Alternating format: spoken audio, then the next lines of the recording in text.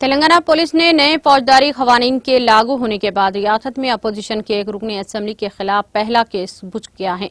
इस तरह BRS party के रुकनी असेंबली पी कौशिक रेड्डी तेलंगाना के वो पहले रुकनी असेंबली हैं जिनके खिलाफ नए फौजदारी कानून के तहत मुकदमा बुक किया गया है।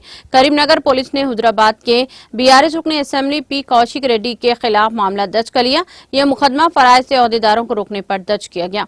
उन्होंने डिस्ट्रिक्ट एजुकेशनल ऑफिसर को मुअत्तल करने का मुतालबा करते हुए जिले परिषद जनरल बॉडी इजलास के इजलास दौरान एहतजाज किया और दीगर जेडपीटीसी अरकान मीटिंग हॉल पहुंचे और कलेक्टर पर मेला सतपति को हॉल से जाने रोका। उन्होंने दीगर अरकान के साथ बहस व तकरार भी की। शाम में जिले परिषद सीओ श्रीनिवास ने करीमनगर 1 टाउन पुलिस से रुकनी असेंबली के खिलाफ शिकायत दर्ज करवाई। पुलिस ने रुकनी असेंबली के खिलाफ बीएनएस एक्ट की दफा 221, 126 टू के मुकदमा दर्ज किए हैं। कौशिक रेड्डी पहले एमएलए हैं जिन पर बीएनएस एक्ट के तहत मुकदमा दर्ज किया गया है।